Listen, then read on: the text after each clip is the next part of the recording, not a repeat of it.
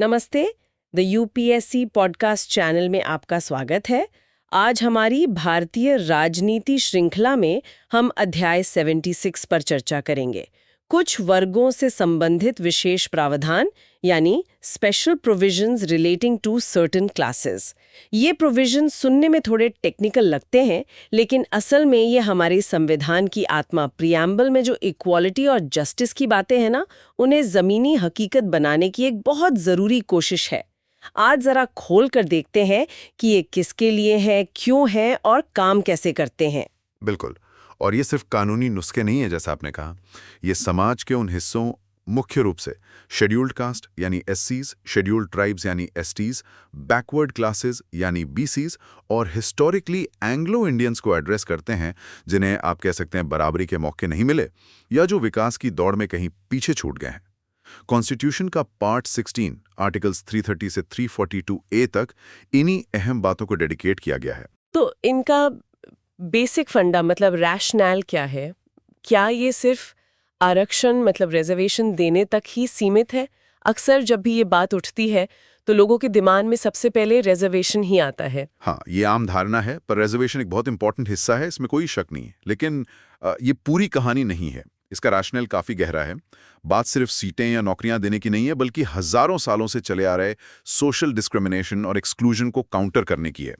ये एक तरह से हिस्टोरिकल रॉन्ग्स को एड्रेस करने और एक लेवल प्लेइंग फील्ड बनाने की कोशिश है, ताकि प्रियम्बल के जो आइडियल्स हैं वो सिर्फ किताबों में न रह जाएं, बल्कि सच में दिखें। सही बात है। इन प्रोविजंस को हम कई कैटेगरीज में देख सकते हैं, जिससे इनका स्कोप और अच्छे से समझ आएगा।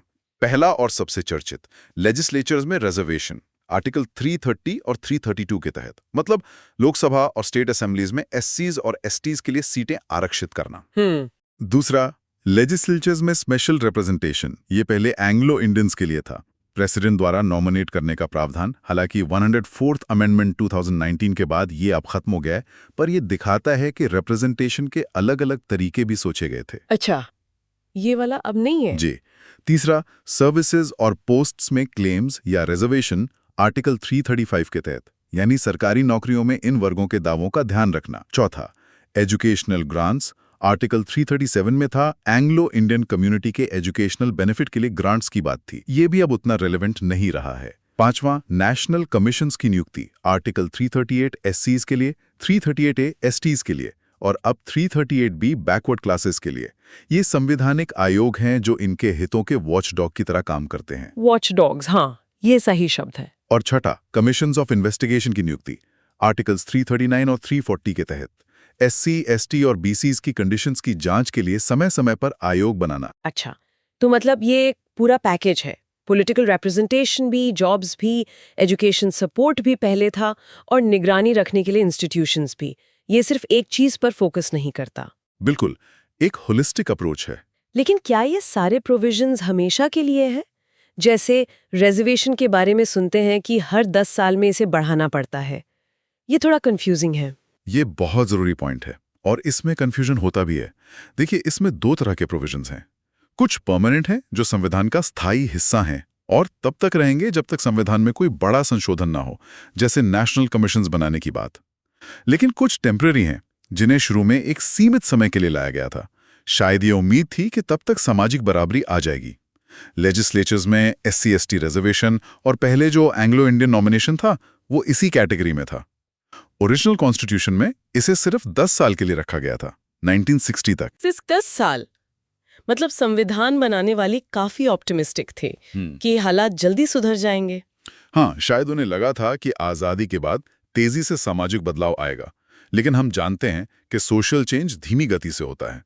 इसीलिए इस रिजर्वेशन को 8th अमेंडमेंट 1959 से लेकर, जैसा आपने कहा, हालिया 104th अमेंडमेंट 2019 तक लगभग हर 10 साल पर संसद द्वारा बढ़ाया जाता रहा है। फिलहाल ये रिजर्वेशन 2030 तक वैलिड है।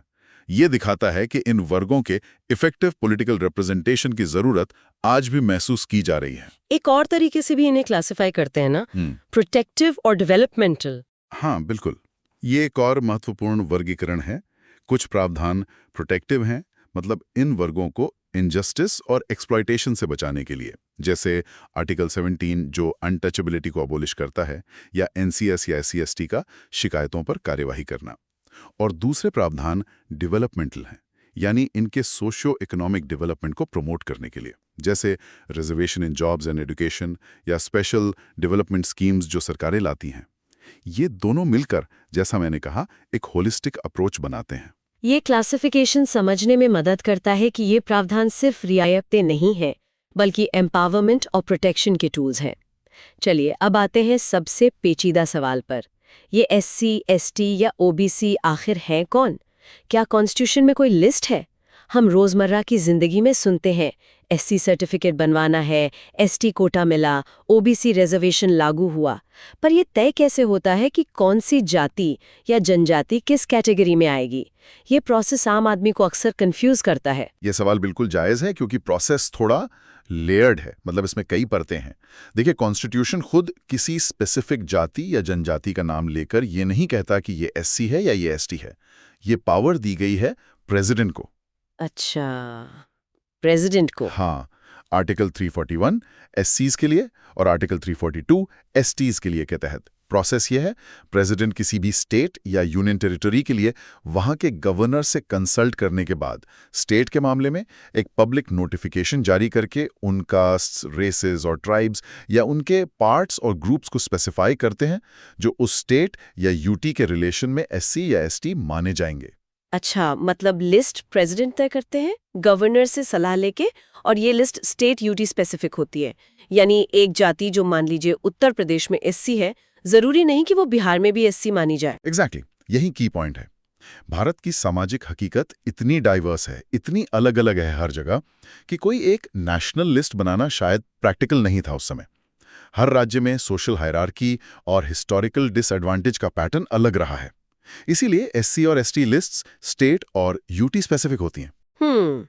और एक और जरूरी बात, एक बार प्रेसिडेंट ने ये लिस्ट नोटिफाई कर दी तो उसमें कोई भी एडिशन या डिलीशन, मतलब किसी जाति को जोड़ना या हटाना, सिर्फ पार्लियामेंट ही कर सकती है, वो भी कानून बनाकर। बाद में प्रेसिडेंट कोई और नोटिफिकेशन निकालकर उसे बदल नहीं सकते। अच्छा, मतलब ये पावर पार्लियामेंट के पास है बदलाव करने की। ये ट्रांसपेरेंसी के लिए जरूरी होगा। बिल्कुल, ताकि ये प्रोसेस पब्लिक स्क्रूटनी और डिबेट के जरिए हो। इसी पावर का इस्तेमाल करके प्रेसिडेंट ने समय समय पर ऑर्डर्स जारी किए हैं, जैसे कॉन्स्टिट्यूशन स्केड्यूल कास्ट ऑर्डर 1950 और कॉन्स्टिट्यूशन स्केड्यूल ट्राइब्स ऑर्डर 1950। और पार्लियामेंट ने इनमें कई बार संशोधन भी किए हैं, जैसे स्टेट्स रीऑर्गेनाइजेशन एक्ट 1956 के बाद या 1976 में, जब बड़े पैमाने पर लिस्ट्स को रैशनलाइज किया गया। ठीक है, SC ST का प्रोसेस समझ आया। अब OBCs यानी अदर बैकवर्ड क्लासेस के बारे में क्या? इनका डिटर्मिनेशन कैसे होता है? ये तो आजकल नेशनल डिस्कोर्स में हमेशा छाया रहता है। मंडल कमीशन से लेकर EWS रिजर्वेशन तक OBC पॉलिटिक्स बहुत एक्टिव है। OBCs का मामला थोड़ा अलग और ज्यादा कॉम्प्लेक्स रहा है, हिस्टोरिकली भी और कॉन्स्टिट्यूशनली भी। ओरिजिनल कॉन्स्टिट्यूशन में socially and educationally backward classes SEBCs का जिक्र तो था, जैसे आर्टिकल 15(4) और 16(4) में, लेकिन कौन SEBCs माने जाएंगे ये स्पेसिफाई करने का कोई वैसा मैकेनिज्म नहीं था जैसा SC ST के लिए था आर्टिकल्स 341 और 342 में। इसकी पहचान का काम बाद में कमीशंस को सौंपा गया, जैसे काका कालिलकर कमीशन और फिर BP मंडल कमीशन, जिनकी सिफारिशों पर काफी बहस और फिर आरक्षण लागू हुआ। हाँ, मंडल कमीशन तो बहुत चर्चित रहा। बिल्कुल। कॉन्स्टिट्यूशनल स्टेटस की बात करें तो 102nd अमेंडमेंट एक्ट 2018 ने इसमें बड़ा बदलाव किया। इसने आर्टिकल 366 में SEBC की डेफिनेशन डाली और नया आर्टिकल 342A जोड़ा। शुरुआत में आर्टिकल 342A1 ने कहा कि प्रेसिडेंट गवर्नर से कंसल्ट करके हर स्टेट यूटी के लिए SEBCs की लिस्ट नोटिफाई करेंगे for the purposes of the constitution. लेकिन इससे कंफ्यूजन पैदा हो गया। क्या स्टेट्स की अपनी OBC लिस्ट बनाने की पावर खत्म हो गई है, जो वो अपनी नौकरियों और शिक्षा में आरक्षण के लिए इस्तेमाल करते थे? सुप्रीम कोर्ट ने भी एक फैसले में कुछ ऐसी व्याख्या कर दी। ओह, तो ये तो बड़ी गड़बड़ हो गई थी। स्टेट्स की पावर का सवाल था ये। जी हाँ, इसी कंफ्यूजन को दूर करने और स्टेट्स की पावर को रिस्टोर करने के लिए फिर 105th अमेंडमेंट एक्ट 2021 लाया गया। इसने आर्टिकल 342A को मॉडिफाई किया। अब जो अपडेटेड पोजीशन है वो ये है। पहला, प्रेसिडेंट गवर्नर से कंसल्ट करके SEBCs की लिस्ट नोटिफाई करेंगे, लेकिन वो लिस्ट सिर्फ सेंट्रल गवर्नमेंट के पर्पसेस के लिए होगी। इसे सेंट्रल लिस्ट कहा गया है। अच्छा। मतलब केंद्र सरकार की नौकरियां, केंद्रीय शिक्षण संस्थानों में आरक्षण वगैरह के लिए ये लिस्ट काम आएगी। अच्छा, तो ये सेंट्रल लिस्ट हो गई। हाँ, और इस सेंट्रल लिस्ट में कोई भी चेंज मतलब इंक्लूजन या एक्सक्लूजन सिर्फ पार्लियामेंट ही कर सकती है कानून बनाकर। अच्छा। और दूसरा जो सबसे महत्वपूर्ण है, 105th अमेंडमेंट ने ये एकदम स्पष्ट कर दिया कि स्टेट्स और यूटीज अपनी सेपरेट एसईबीसी लिस्ट बना सकते हैं और मेंटेन कर सकते हैं फॉर देयर ओन पर्पसेस, जैसे स्टेट गवर्नमेंट जॉब्स के लिए, स्टेट एजुकेशनल इंस्टीट्यूशंस के लिए। अच्छा। लेकिन उन्हें ऐसा कानून बनाकर बाय लॉ करना होगा, सिर्फ एग्जीक्यूटिव ऑर्डर से नहीं। वाओ, ये तो बहुत बड़ा डेवलपमेंट है। मतलब केंद्र की अपनी ओबीसी लिस्ट और राज्यों की अपनी लिस्ट बनाने और मेंटेन करने की पावर वापस आ गई। इससे राज्यों को अपनी स्पेसिफिक सोशल रियलिटीज के हिसाब से ओबीसीज को आइडेंटिफाई करने और उनके लिए नीतियां बनाने की ऑटोनॉमी वापस मिल गई। ये फेडरल स्ट्रक्चर के लिहाज से भी इम्पोर्टेंट है। तो अब कंफ्यूजन क्लियर है। हाँ, 105वें अमेंडमेंट ने स्थिति को काफी हद तक स्पष्ट कर दिया है। अब आते हैं एंग्लो इंडियंस पर। क्या उन्हें भी प्रेसिडेंट डिफाइन करते हैं या उनका मामला अलग है? नहीं, उनका मामला अलग है। एससी, एसटी, ओबीसी के उलट एंग्लो इंडियन कम्युनिटी को कॉन्स्टिट्यूशन खुद डिफाइन करता है। आर्टिकल 366(2) में इसकी डेफिनेशन दी गई है। अच्छा, कॉन्स्टिट्यूशन में ही? क्या डेफिनेशन है? डेफिनेशन थोड़ी स्पेसिफिक है। इसके अनुसार एंग्लो इंडियन वो व्यक्ति है जिसके पिता या कोई और मेल प्रोजेनिटर यूरोपियन वंश यानी यूरोपियन डिसेंट का हो या था, लेकिन जो भारत में डोमिसाइल्ड है, मतलब यहीं का स्थायी निवासी है, और भारत में ऐसे माता पिता से पैदा हुआ है जो आमतौर पर यहीं रहते थे और सिर्फ टेम्पररी पर्पसेस के लिए भारत में नहीं बसे थे। ये डेफिनेशन जन्म और वंश दोनों पर आधारित है। ठीक है, तो डेफिनेशन कॉन्स्टिट्यूशन में ही दी गई है। चलिए, अब स्पेसिफिक प्रोविजंस पर आते हैं, खासकर एससीज और एसटीज के लिए। सबसे पहले बात करते हैं पॉलिटिकल रिजर्वेशंस की, लेजिस्लेचर्स में आरक्षण। हम इलेक्शन में सुनते हैं ये सीट एससी रिजर्व्ड है या एसटी रिजर्व्ड है। ये सिस्टम काम कैसे करता है? ये आता है आर्टिकल 330 जो लोकसभा के लिए है और आर्टिकल 332 जो स्टेट लेजिस्लेटिव असेंबलीज के लिए है से। इनके तहत एससीज और एसटीज के लिए सीटें रिजर्व की जाती हैं। और इसका आधार क्या होता है?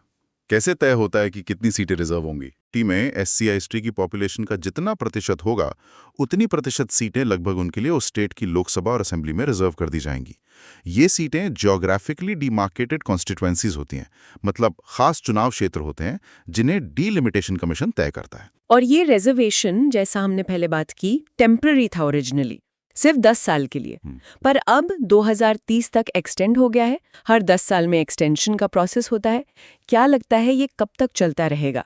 ये सवाल अक्सर उठता है, इस पर काफी बहस भी होती है। ये वाकई $1 मिलियन सवाल है। जैसे मैंने कहा, 1960 से लगातार इसे हर 10 साल पर एक्सटेंड किया गया है।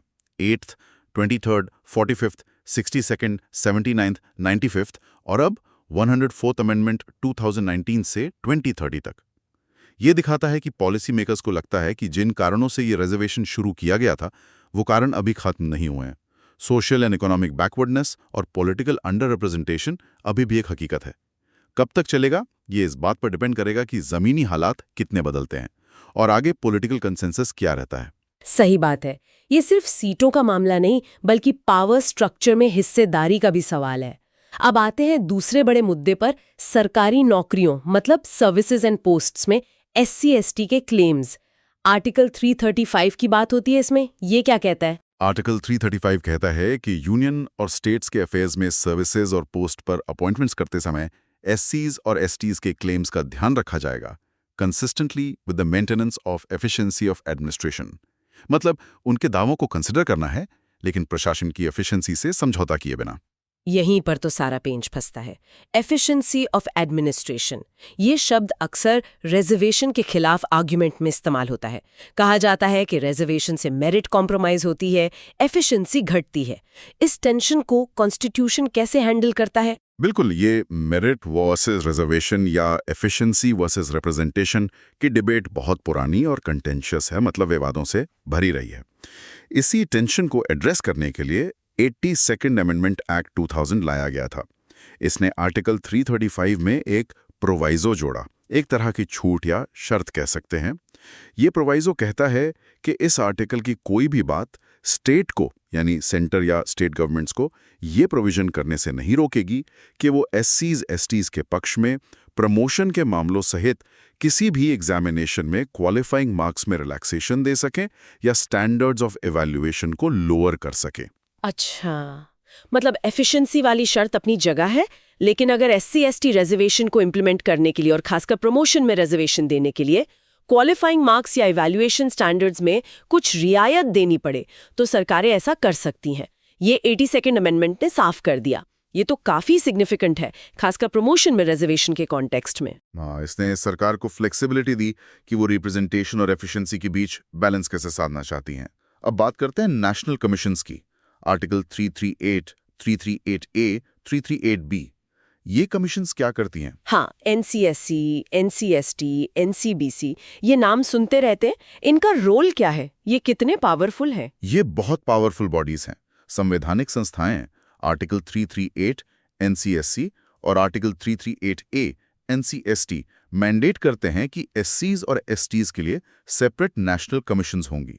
इनके काम काफी व्यापक हैं। पहला, SCs STs के लिए कॉन्स्टिट्यूशन और दूसरे कानूनों के तहत दिए गए सेफगार्ड से जुड़े सभी मामलों की इन्वेस्टिगेशन और मॉनिटरिंग करना। दूसरा, SCs STs के राइट्स और सेफगार्ड्स की डेप्रिवेशन से संबंधित स्पेसिफिक कंप्लेंट्स की इंक्वायरी करना। मतलब शिकायतें भी सुन सकते हैं ये। प्लानिंग प्रोसेस में पार्टिसिपेट करना और सरकार को एडवाइस देना। चौथा, इन सेफगार्ड्स के वर्किंग पर प्रेसिडेंट को एनुअली या जब भी वो चाहें रिपोर्ट देना। और पांचवा, SC/STs के प्रोटेक्शन, वेलफेयर, डेवलपमेंट और एडवांसमेंट के संबंध में ऐसे दूसरे फंक्शंस परफॉर्म करना जो प्रेसिडेंट उन्हें सौंपे। प्रेसिडेंट इन रिपोर्ट्स को पार्लियामेंट के सामने रखवाते हैं। साथ में एक एक्शन टेकन मेमोरेंडम भी होता है जिसमें बताया जाता है कि रिकमेंडेशंस पर क्या एक्शन लिया गया है और अगर कोई रिकमेंडेशन एक्सेप्ट नहीं की गई तो उसका रीजन क्या है। अगर रिपोर्ट किसी स्टेट गवर्नमेंट से रिलेटेड है तो वो गवर्नर को भेजी जाती है जो उसे स्टेट लेजिस्लेचर के सामने रखवाते हैं। इनके पास इन्वेस्टिगेशन करते समय सिविल कोर्ट की पावर्स होती हैं। तो ये एक तरह से वॉचडॉग भी है, ग्रीवेंस रिड्रेसल बॉडी भी और पॉलिसी एडवाइजर भी, सब कुछ है। पहले शायद SC/ST के लिए एक ही कमीशन थी, आपने बाइफिकेशन की बात की थी, तथा फिर उसे मल्टी मेंबर कमीशन बनाया गया। लेकिन 89th अमेंडमेंट एक्ट 2003 ने SC और ST कमीशन को बाइफरकेट कर दिया, यानी दो अलग अलग कमीशंस बना दी। NCSC आर्टिकल 338 के तहत और NCST आर्टिकल 338A के तहत। ऐसा क्यों किया गया? ऐसा इसलिए किया गया क्योंकि महसूस हुआ कि STs की प्रॉब्लम्स जैसे लैंड अलिनेशन, फॉरेस्ट राइट्स, उनकी अपनी कल्चरल आइडेंटिटी से जुड़े मुद्दे, ये सब SCs की प्रॉब्लम से काफी अलग हैं और उन्हें फोकस्ड अटेंशन की जरूरत है। बाद में, जैसा हमने कहा, 102nd अमेंडमेंट 2018 ने NCBC national commission for backward classes को भी कॉन्स्टिट्यूशनल स्टेटस दे दिया आर्टिकल 338B के तहत SCBCs के लिए सिमिलर फंक्शंस के साथ। ये बाइफिकेशन का लॉजिक समझ आता है, अलग जरूरतें, अलग फोकस। अच्छा, अब एक और प्रावधान है, शेड्यूल्ड एरियाज और STs के वेलफेयर पर यूनियन का कंट्रोल, आर्टिकल 339। ये शेड्यूल्ड एरियाज क्या होते हैं और इसमें सेंटर का क्या रोल है? शेड्यूल्ड एरियाज वो इलाके होते हैं जिन्हें प्रेसिडेंट कॉन्स्टिट्यूशन की 5th शेड्यूल के तहत डिक्लेयर करते हैं। ये आमतौर पर वो इलाके होते हैं जहां ट्राइबल पॉपुलेशन काफ़ी ज़्यादा है और उनके हितों को प्रोटेक्ट करने के लिए और उनके विकास के लिए स्पेशल एडमिनिस्ट्रेटिव अरेंजमेंट्स की ज़रूरत होती है। आर्टिकल 339(1) कहता है कि प्रेसिडेंट किसी भी समय और कॉन्स्टिट्यूशन लागू होने के 10 साल बाद कंपल्सरीली एक कमीशन अपॉइंट कर सकते हैं जो स्टेट्स में शेड्यूल्ड एरियाज के एडमिनिस्ट्रेशन और STs के वेलफेयर पर रिपोर्ट दें। अच्छा, कमीशन अपॉइंट करने का प्रावधान है, क्या ऐसी कमीशंस बनी हैं? हाँ, बनी है। इसी प्रोविजन के तहत पहला कमीशन 1960 में UN धेबर की अध्यक्षता में बना था, जिसकी रिपोर्ट 1961 में आई, और दूसरा कमीशन करीब 4 दशक बाद 2002 में दिलीप सिंह भूरिया की अध्यक्षता में नियुक्त किया गया, जिसकी रिपोर्ट 2004 में आई। इन कमीशंस की रिकमेंडेशंस ट्राइबल पॉलिसीज के लिए काफ़ी इन्फ्लुएंशियल रही हैं। और यूनियन का कंट्रोल कैसे आता है इसमें? आपने कहा यूनियन का कंट्रोल। हाँ, आर्टिकल 339(2) कहता है कि यूनियन की एग्जीक्यूटिव पावर राज्यों का डायरेक्शंस देने तक एक्सटेंड होगी regarding the drawing up and execution of schemes specified in the direction to be essential for the welfare of the scheduled tribes in the state. आसान शब्दों में कहें तो केंद्र सरकार राज्यों को निर्देश दे सकती है कि वो STs के कल्याण के लिए कौन सी खास योजनाएं बनाएं और उन्हें कैसे लागू करें, खासकर शेड्यूल्ड एरियाज में। ये दिखाता है कि एसटीज के वेलफेयर की एक स्पेशल रिस्पॉन्सिबिलिटी सेंटर पर भी मानी गई है संविधान में। तो ये थे कुछ वर्गों, खासकर एससीज और एसटीज के लिए हमारे संविधान में दिए गए कुछ महत्वपूर्ण विशेष प्रावधान। हमने देखा कि ये सिर्फ रिजर्वेशन तक सीमित नहीं है, बल्कि political representation, jobs, protection, development और इन सब पर निगरानी रखने के लिए इंस्टीट्यूशनल मैकेनिज्म्स का एक पूरा कॉम्प्लेक्स वेब है। ये दिखाता कि हमारे संविधान निर्माता कितने थॉटफुल थे और उन्होंने उस समय की सोशल रियलिटीज को एड्रेस करने की कितनी गहरी कोशिश की। बिल्कुल, और ये डिस्कशन ये भी हाईलाइट करता है कि ये प्रोविजन स्टैटिक नहीं है, मतलब रुके हुए नहीं है। इनमें अमेंडमेंट्स हुए हैं, सुप्रीम कोर्ट ने इन्हें इंटरप्रेट किया है और इनका इम्प्लीमेंटेशन और इफेक्टिवनेस हमेशा पॉलिटिकल और सोशल डिबेट का हिस्सा रहा है और शायद रहेगा भी। ये एक ऑनगोइंग प्रोसेस है, भारत की डेमोक्रेसी को ज्यादा इंक्लूसिव, ज्यादा समावेशी बनाने का एक निरंतर प्रयास। चलिए आगे बढ़ते हैं। ठीक है, तो अब हम चर्चा करेंगे भारतीय संविधान के भाग 16 के तहत कुछ खास वर्गों, मतलब सर्टेन क्लासेस से जुड़े विशेष प्रावधानों पर। आज हमारा ध्यान मुख्य रूप से रहेगा पिछड़ा वर्ग यानी बैकवर्ड क्लासेस और एंग्लो इंडियन समुदाय से संबंधित जो कॉन्स्टिट्यूशन व्यवस्थाएं हैं उन पर। देखते हैं संविधान ने इनके लिए क्या सोचा था और समय के साथ क्या बदलाव आए। बिल्कुल, और ये प्रावधान सोशल जस्टिस और रिप्रेजेंटेशन, आप कह सकते हैं प्रतिनिधित्व, उसके लिहाज से काफी महत्वपूर्ण है। संविधान का एक बड़ा मकसद तो यही है कि समाज में बराबरी आए, और ये प्रावधान उसी कोशिश का हिस्सा हैं या कह सकते हैं थे। तो हम देखेंगे कि संविधान इन वर्गों के हितों की रक्षा और उनके उत्थान के लिए क्या व्यवस्थाएं करता है या पहले करता था, और उनका असर क्या रहा है। चलिए पिछला वर्ग से शुरू करते हैं। एक बड़ा कदम इसमें रहा है राष्ट्रीय पिछड़ा वर्ग आयोग NCBC का गठन। इसका सफर कैसा रहा? क्या ये शुरू से ही ऐसा था जैसा आज है? हाँ, NCBC की कहानी भी बड़ी दिलचस्प है। ये दिखाता है कि कैसे संस्थाएं वक्त के साथ इवॉल्व होती हैं। देखिए, शुरुआत में 1993 में इसे संसद के एक कानून, मतलब एक एक्ट ऑफ पार्लियामेंट के तहत बनाया गया था। तो ये एक सांविधिक निकाय था, एक स्टैट्यूटरी बॉडी, मतलब संविधान में इसका सीधा जिक्र नहीं था तब। अच्छा, स्टैट्यूटरी बॉडी थी पहले, लेकिन फिर इसे कॉन्स्टिट्यूशनल स्टेटस, संवैधानिक दर्जा भी मिला है ना? ये अपग्रेड कैसे हुआ? और क्या इससे सिर्फ नाम बदला या सच में कोई फर्क पड़ा? बिल्कुल, ये अपग्रेड हुआ 2018 में। 102वां संविधान संशोधन अधिनियम आया, 102 सेकंड अमेंडमेंट एक्ट, और ये एक बड़ा कदम था इस आयोग के लिए। इस संशोधन ने संविधान में एक नया अनुच्छेद जोड़ा, आर्टिकल 338B, और इसी से NCBC को कॉन्स्टिट्यूशनल स्टेटस मिल गया। स्टैट्यूटरी से कॉन्स्टिट्यूशनल बनना ये सिर्फ नाम बदलना नहीं है, ये एक फंडामेंटल शिफ्ट है। फंडामेंटल शिफ्ट कैसे? मतलब कॉन्स्टिट्यूशनल स्टेटस मिलने से क्या कॉन्क्रीट फर्क पड़ता है? क्या आयोग ज्यादा पावरफुल हो गया, ऑटोनॉमी बढ़ गई? निश्चित रूप से फर्क पड़ता है, और बहुत बड़ा फर्क।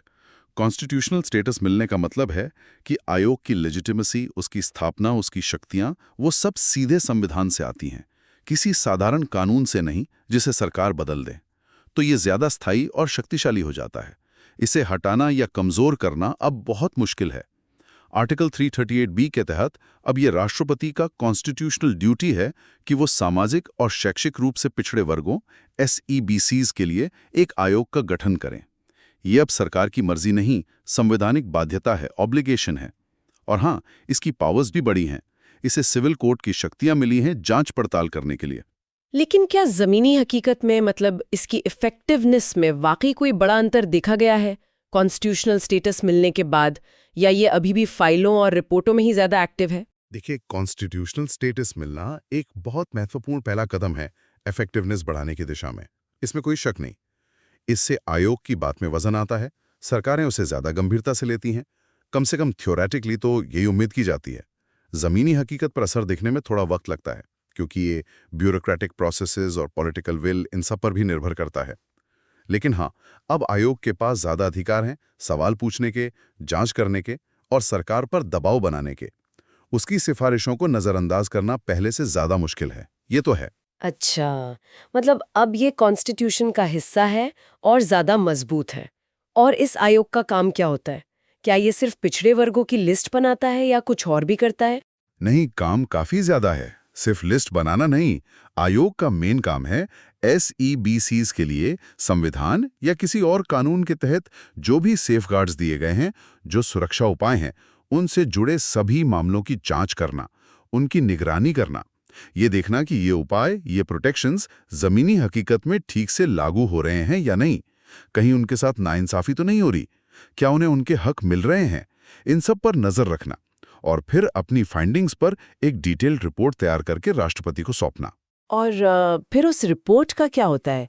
क्या वो राष्ट्रपति के ऑफिस में कहीं दब जाती है? अक्सर सरकारी रिपोर्ट्स का यही हाल होता है ना?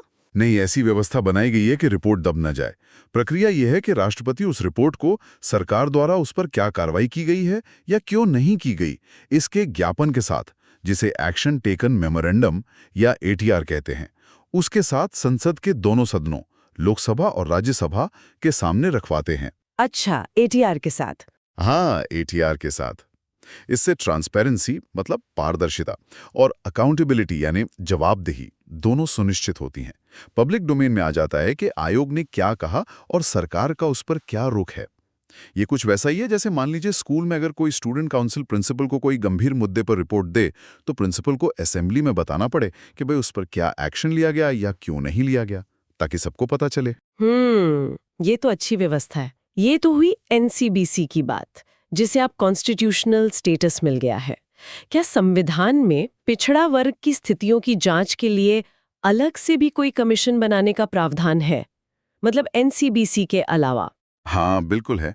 संविधान का आर्टिकल 340 राष्ट्रपति को ये शक्ति देता है कि वो समय समय पर, जब जरूरत महसूस हो, भारत के राज्य क्षेत्र के भीतर जो सामाजिक और शैक्षिक रूप से पिछड़े वर्ग हैं, उनकी दशाओं, उनकी कंडीशंस की जांच करने के लिए और उन कठिनाइयों को दूर करने और उनकी स्थिति सुधारने के लिए क्या उपाय किए जाने चाहिए, उनकी सिफारिश करने के लिए एक आयोग, एक कमीशन नियुक्त कर सकते हैं। और इस आयोग की रिपोर्ट भी सरकार के एटीआर के साथ संसद के समक्ष रखी जाती है? क्या ऐसे आयोग बने हैं पहले, या ये प्रावधान बस किताबों में ही रह गया है? नहीं, बने हैं। आर्टिकल 340 के तहत अब तक 2 महत्वपूर्ण आयोग नियुक्त किए गए हैं। अच्छा, कौन कौन से? इनके बारे में तो काफी सुना है शायद। पहला था पहला पिछड़ा वर्ग आयोग, फर्स्ट बैकवर्ड क्लासेस कमीशन, जो 1953 में बना था। इसके अध्यक्ष थे काका कालेलकर, इसलिए इसे आमतौर पर काका कालेलकर आयोग भी कहते हैं।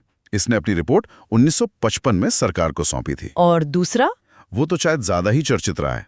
हाँ बिल्कुल, दूसरा पिछड़ा वर्ग आयोग, सेकंड बैकवर्ड क्लासेस कमीशन, काफी बाद में 1979 में मोरारजी देसाई सरकार ने नियुक्त किया था।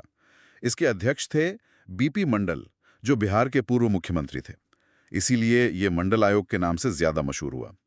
इसने अपनी रिपोर्ट 1980 में इंदिरा गांधी सरकार को सौंपी। तो क्या इन आयोगों की सिफारिशों पर तुरंत कार्रवाई हुई? काका कालेलकर आयोग का क्या हुआ?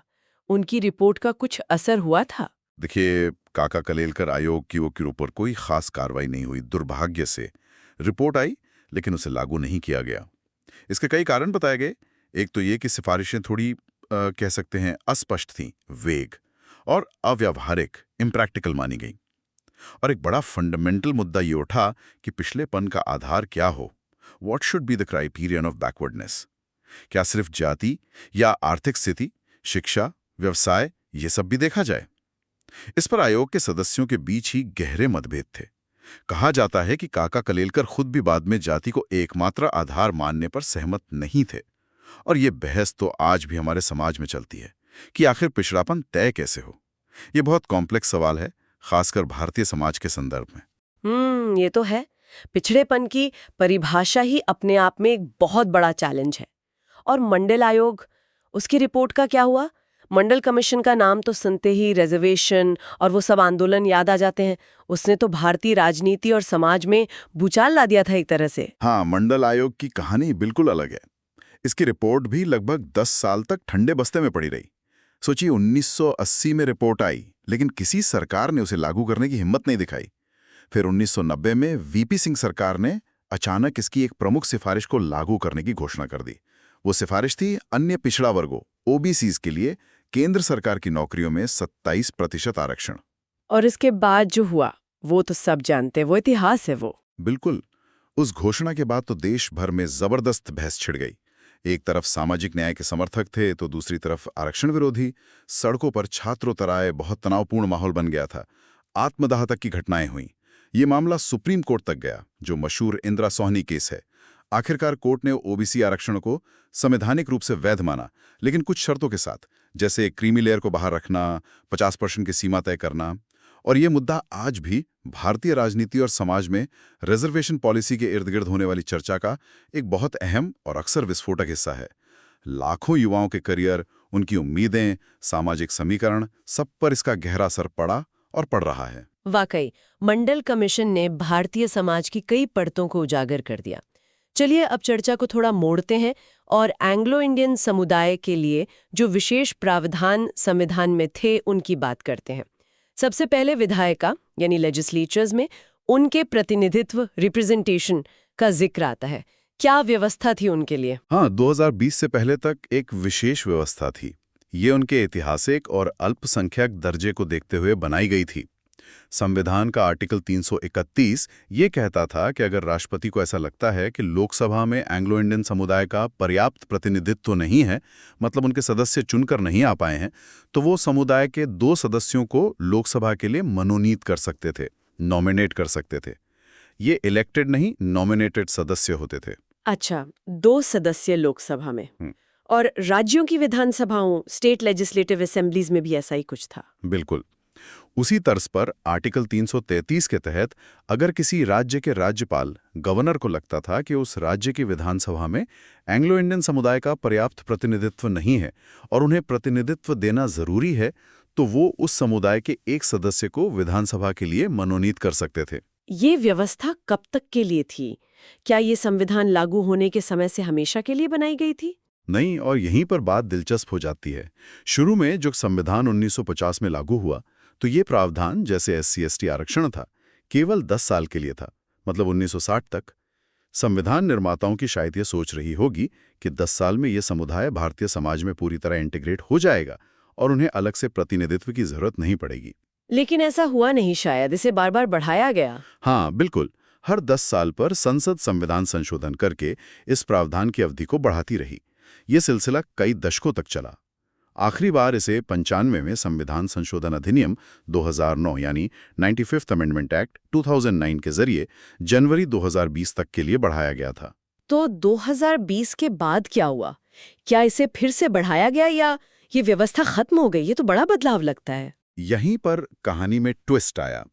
जब 104वां संविधान संशोधन अधिनियम 2019 पास हुआ, 104th अमेंडमेंट एक्ट, तो उसने लोकसभा और राज्य विधानसभाओं में SC/ST आरक्षण को तो अगले 10 साल यानी 2030 तक के लिए बढ़ा दिया, लेकिन एंग्लो इंडियन समुदाय के सदस्यों को मनोनीत करने वाले इन प्रावधानों को, आर्टिकल 331 और 333 को आगे नहीं बढ़ाया, उसे एक्सटेंड नहीं किया। अच्छा, तो इसका मतलब ये हुआ कि 70 साल से जो व्यवस्था चली आ रही थी नॉमिनेशन वाली, वो अचानक बंद हो गई। इसके पीछे क्या कारण रहे होंगे? क्या ये माना गया कि अब जरूरत नहीं है? हाँ, बिल्कुल। नतीजा ये हुआ कि लोकसभा और राज्य विधानसभाओं में एंग्लो इंडियन समुदाय के सदस्यों को मनोनीत करने का ये विशेष प्रावधान 25 जनवरी 2020 को समाप्त हो गया। इसके पीछे आधिकारिक तौर पर कोई बहुत विस्तृत कारण नहीं बताए गए, लेकिन जानकारों के बीच कई तरह की चर्चाएं हैं। कुछ का मानना है कि सरकार को लगा कि समुदाय की जनसंख्या अब बहुत कम हो गई है, शायद कुछ हजारी के अलग से मनोनयन की जरूरत नहीं है, या उनका प्रतिनिधित्व दूसरे तरीकों से हो रहा है। कुछ लोग इसे पॉलिटिकल कैलकुलेशन से भी जोड़कर देखते हैं।